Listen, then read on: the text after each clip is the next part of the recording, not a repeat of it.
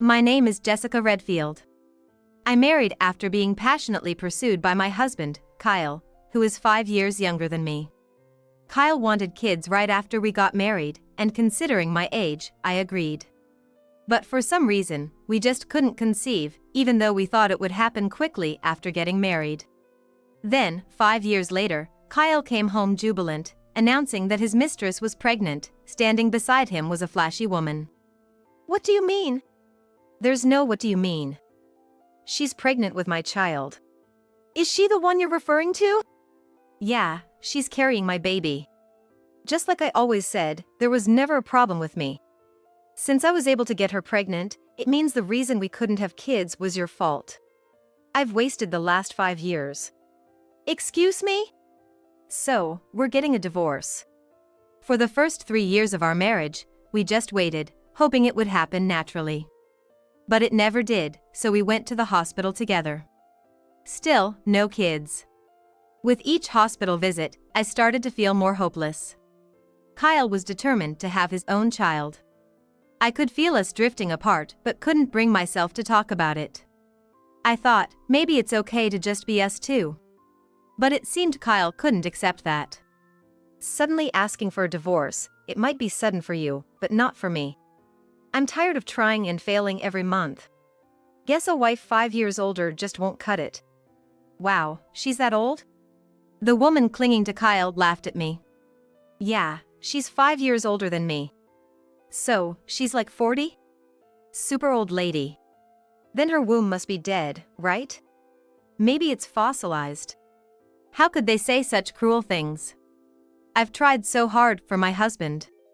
To think my dreams would be crushed just because she's older. I should have married a younger woman from the start. Then maybe I'd be a dad by now. But it's fine, right? I can have your child. It's growing right here. True, my child is here. Are you sure it's yours? What are you talking about? Don't be rude just because you can't have one.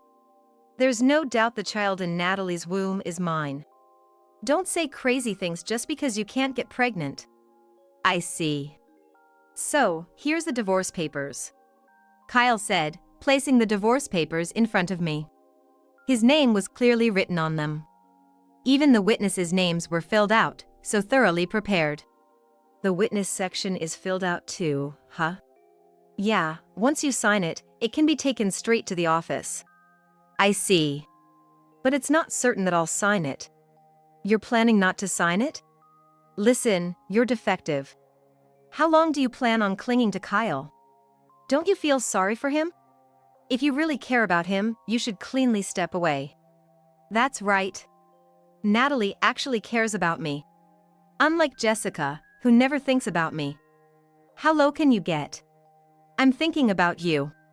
That's why I'm considering not getting a divorce. You're not thinking about me, you're only thinking about yourself and your life. If I'm gone, you'll immediately struggle with living. That's not necessarily true. I work too, you know. But without me, you'll never be able to remarry. No man would want to marry an old woman like you. So you think that way? Of course.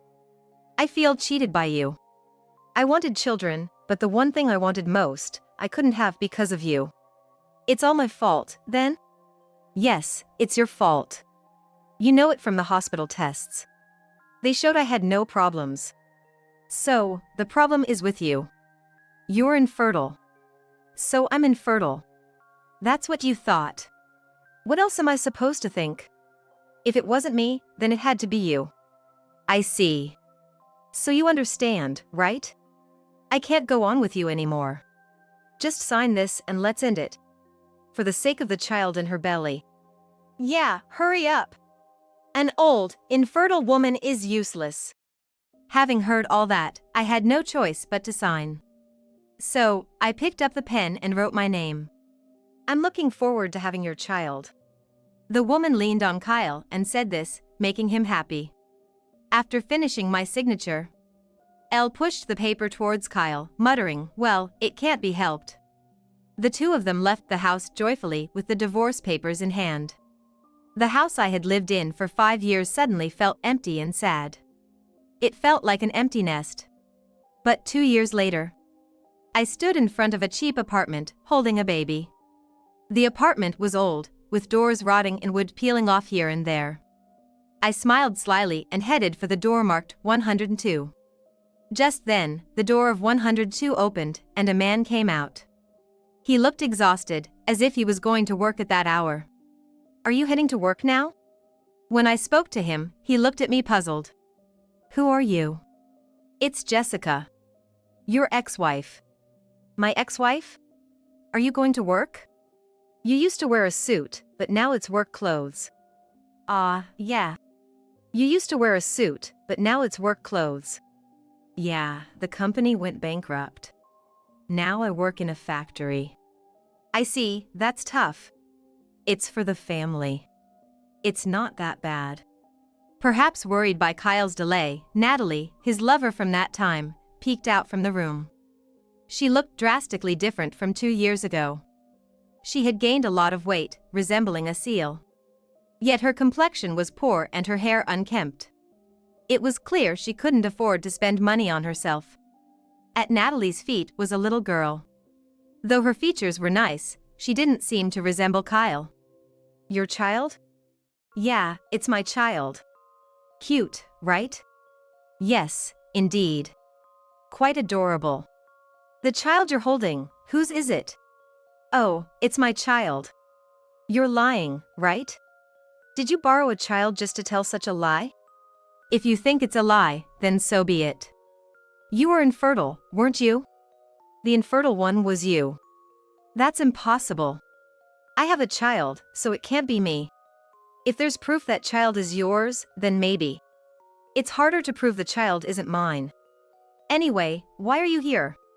Did you move to this apartment too?" "No, I came here to tell you something." "You? Who is that person?" Unable to stay silent any longer, Natalie chimed in. "You're the ex-wife, right? The woman from that time." "Oh come on, calling me the woman from that time, that's a bit harsh.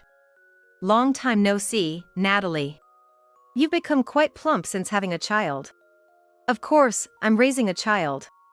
You'll be the same soon if that child is really yours." "My child, but who knows if I'll end up like you. Still, you've changed a lot. You used to look so tired. Now you seem so relaxed, it's irritating. Thanks to you for taking him away." "Huh? Looking at you, I realized I used to be just like that." "What do you mean?" "You look so poor. Your hair's a mess and your clothes look cheap. You seem tired from life." "Shut up. If I had stayed married to him, I would have ended up like you. I'm glad I got a divorce." "That's none of your business." "I owe you my beauty. I always thought I should thank you when I saw you next." "What do you mean by that?" "You took him away, so I was able to remarry my current husband. After the divorce, I decided to spend money on myself. I met my current husband at the spa I frequented. Oh, by the way, he owns the spa." "A spa owner, so you're a CEO's wife?" "Exactly. Look, my husband's right there." She pointed to a black luxury car. And inside was my husband of the same age. "That's a luxury car?" "Yes, with a chauffeur." "No way." "A woman changes with the man she's with." Natalie looked frustrated. No wonder. The man she took is now bankrupt and working in a factory. Living in a rundown apartment. I remarried a year ago. Got pregnant right away. This is the baby." "That's impossible. You were supposed to be infertile, so how can you have a child?" "Like I said earlier, you are the infertile one."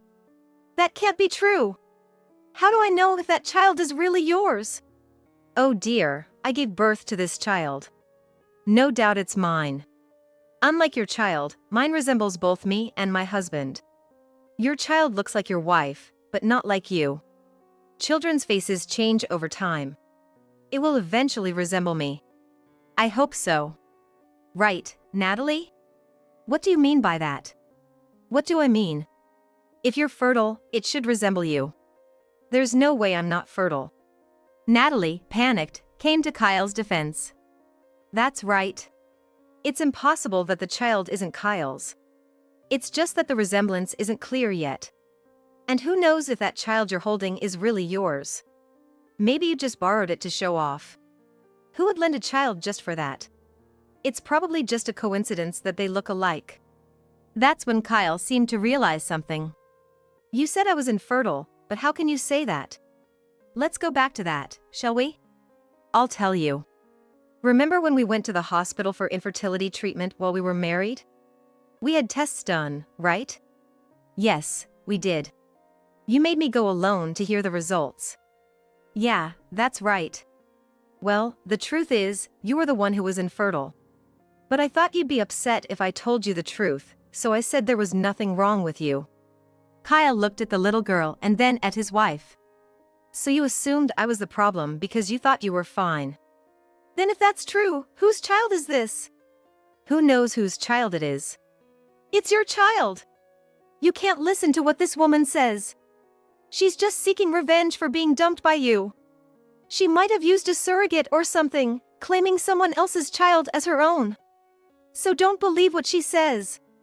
Think what you want. That dress might not even be real. That car could be a rental.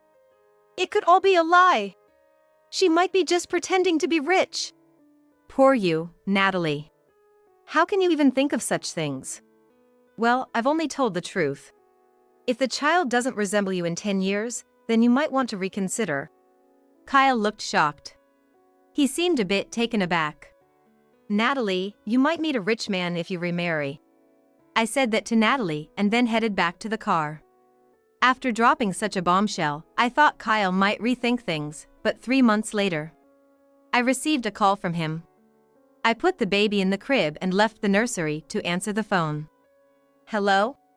Ah, it's me. Who is this? It's me, Kyle. Oh, my ex-husband. What's up? I did a DNA test on the child, like you suggested. Oh? And it turns out the child isn't mine. I see. The test said there's a 99.9% chance the child is someone else's. So, there's still 0.1% chance it's your child. A 0.1% chance? Can you trust that? I don't know what to tell you. I was deceived. Well, you were easily fooled when she said she was pregnant with your child. I thought I was fertile. Of course, I believed it when she said she was pregnant. Then you should keep believing it. How can I believe it now that the results are out? What do you want me to say? It's a problem with your family, not mine. So I asked my wife. That's brave of you. And she confessed. She said the child isn't mine, but she doesn't know whose it is. What a story. She said she was with another man at the time and thought it would work out since I wanted a child. Exactly. It all went according to her plan. Indeed. So now that you know, what will you do? Divorce? That's obvious. What will you do about the divorce? The child thinks you're her father. I have no choice but divorce. She's been deceiving me the whole time. She may have deceived you, but the child hasn't. Why not turn a blind eye and be a father? You wanted a child so much. It doesn't have to be your bloodline. How can I love a child whose origin I don't even know? Would you love the child if you knew whose it was? No, that's not it either. You wanted a child, right? Or did you just want your own bloodline? I wanted a child of my own blood. But you don't have a seed, so you can't help it. If you separate now, you'll never be a father again. It's a child born of your beloved wife. Isn't it okay to stay as you are? It's not that simple. You're stubborn. Call it what you want. The divorce is already final. Wow, that was quick. These things are better settled quickly. Well, do as you like. How can I endure a poor life with a child that's not even mine? Your life is poor because your income is low, right? No, I was saving for the child. That's what any parent does. If I didn't have a child, I wouldn't have saved. I wouldn't have had to work near home. For the family, it was a factory job. Yeah, in case the child suddenly got sick, I wanted to be able to rush over. I see. You were trying hard. But all of that was pointless, depending on how you see it. If only you had told me the truth, none of this would have happened. Oh, so it's my fault? Of course. If you hadn't kept silent, I wouldn't have thought I had a seed. If I knew I didn't have a seed, I wouldn't have fallen for such a scam. It's all your fault. So you called to tell me it's my fault? That's right. Where else can I direct this anger? That's incredibly selfish. I'm not at fault at all. Ah, keep telling yourself that. I can't listen to this nonsense. With that, I hung up the phone, frustrated by Kyle's selfishness. Even after the breakup, he remained selfish. Maybe a bit of hardship would do him good. With that thought, I came up with an idea. A few days later, I contacted Natalie. Natalie? It's Jessica. Eh? Jessica, the show-off? She's just as rude as ever. Like husband, like wife, it seems. Why do you have my phone number? Money can do a lot. You must have had someone look up my phone number. Yes. I heard you're divorced now. Yes, because of someone's unnecessary remarks, he got suspicious and checked. It's all your fault. I can't help what you think. What's done to me, I do back double, no matter how many years pass. That's harsh. Yes, it's sad for the child. Exactly. Even a small income is better than none. The child keeps asking where daddy is. He doesn't understand why he left. Well, it's hard for a 2-year-old. I'm struggling to get him into daycare so I can work. It's all your fault. It's your fault. You're paying for your past fun now. What did you call for? To say that? No. I called to give you some good advice. Good advice? You're struggling, right? Why not claim child support? Child support? Yes.